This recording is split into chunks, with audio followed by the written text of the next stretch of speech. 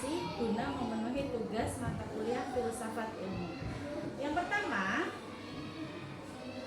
bisa kita lihat di layar peran filsafat ilmu dalam ilmu pendidikan. Apakah itu? Mari kita ulas. Yang pertama presentasi ini disusun oleh saya sendiri atas nama Nusaibah Al-Afifah dengan NIM 877864066. Mari kita mulai. Yang pertama adalah pendahuluan. Filsafat ilmu itu berperan penting dalam memperkuat dasar, arah, dan nilai dalam ilmu pendidikan. Nah, kemudian yang kedua, peran filsafat ilmu dalam mengawasi dan memperkuat ilmu pendidikan. Filsafat ilmu itu berperan untuk yang pertama, menjaga eksistensi ilmu pendidikan agar tidak sekedar praktik teknis, tetapi memiliki dasar teori yang kuat. Yang kedua, mengawasi keilmiahan pendidikan. Maksudnya apa? Yaitu memastikan bahwa praktik pendidikan didasarkan pada metode ilmiah, bukan sekedar kebiasaan atau intuisi. Yang ketiga, memperkuat nilai-nilai pendidikan seperti kebenaran ilmu, kemudian objektivitas, kemudian keadilan, dan kemanusiaan juga. Yang keempat, menyaring ide atau kebijakan pendidikan. Apakah sudah sesuai dengan prinsip ilmiah atau hanya bersifat pragmatis sesaat? Seperti itu. Yang kedua, pendidikan yang bermakna memperkuat perkembangan filsafat ilmu. Jadi pendidikan yang lebih bermakna itu akan memperkuat perkembangan filsafat ilmu. Maksudnya apa? Coba kita ulas di sini. Pendidikan yang bermakna dan bernilai akan yang pertama memberikan data empiris yang nyata bagi filsafat ilmu untuk dianalisis. Yang kedua, menunjukkan permasalahan konkret di lapangan. Contohnya seperti apa? Seperti ketimpangan akses pendidikan atau efektivitas metode belajar. Metode belajar yang cocok untuk anak-anak itu seperti apa? Nanti kita ulas di situ. Yang ketiga, menguji kembali teori-teori pendidikan. Apakah masih relevan atau perlu diperbaharui lagi? Seperti itu. Yang keempat, mendorong lahirnya pemikiran filsafat baru tentang manusia, belajar, serta pengetahuan. Yang ketiga, filsafat ilmu sebagai pisau analisis. Pisau analisis dari ontologi, epistemologi, serta aksiologi. Apakah itu? Nah, ini filsafat ilmu disebut sebagai pisau analisis karena mampu membedah persoalan pendidikan dari 3 sudut utama.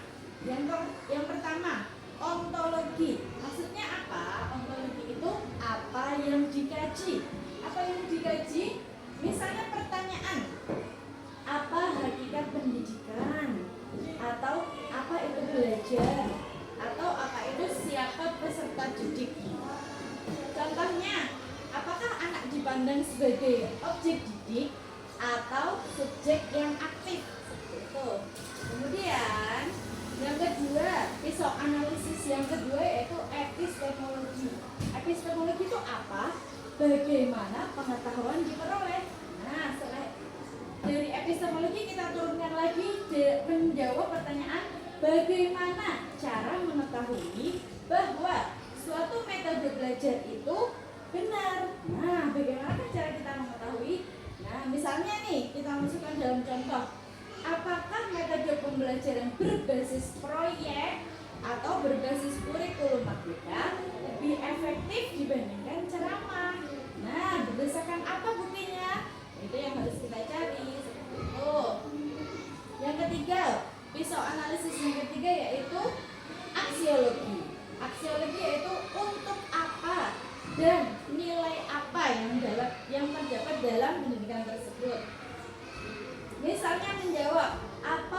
tujuan pendidikan dan nilai apa yang ingin dicapai. Nah, contohnya, apakah pendidikan hanya untuk kerja atau juga untuk membentuk karakter dan kemanusiaan? Itu yang terdapat dalam aksiologi. Yang keempat, contoh konkret penerapan filsafat ilmu dalam pendidikan. Dalam kebijakan pendidikan, kebijakan seperti kurikulum merdeka itu menekankan fleksibilitas belajar. Yang kedua, secara filsafat ontologi, yang pertama contoh dari ontologi ya, siswa dipandang sebagai individu yang unik. Contoh dari epistemologi, belajar berbasis pengalaman atau project based learning. Yang ketiga, aksiologi, yaitu membentuk profil pelajar yang mandiri dan bernalar kritis. Itu. Nah, contoh konkret penerapan filsafat ilmu dalam pendidikan. Yang kedua, dalam kurikulum, penyusunan materi tidak hanya apa yang akan diajarkan, tetapi mengapa harus diajarkan kepada anak. Contohnya, pembelajaran sains tidak hanya hafalan, tetapi eksperimen untuk membangun cara berpikir ilmiah. Yang ketiga, dalam proses pembelajaran, guru tidak hanya menyampaikan materi, akan tetapi mengajak siswa bertanya. Itu contoh dari epistemologi. Menghargai perbedaan pendapat, aksiologi. Mengembangkan potensi individu, ontologi. Contoh nyatanya dalam pembelajaran PAUD, anak belajar melalui bermain. Contoh ontologinya, anak adalah pembelajar aktif. Epistemologinya, pengetahuan diperoleh melalui pengalaman langsung. Yang aksiologi, membangun nilai sosial, kerjasama, dan kreativitas. Kesimpulannya dari semua yang sudah saya paparkan, yaitu filsafat ilmu berperan sebagai dasar, pengarah, dan penguji dalam pendidikan. Ia memastikan pendidikan tidak hanya berjalan secara teknis, tetapi juga bermakna, ilmiah, dan bernilai. Sebaliknya, praktik pendidikan memberikan bahan nyata untuk memperkaya dan mengembangkan filsafat ilmu itu sendiri.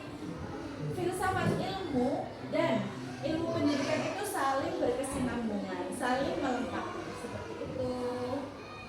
Nah, berikut paparan dari saya, kurang lebihnya saya mohon maaf. Wassalamualaikum warahmatullahi wabarakatuh.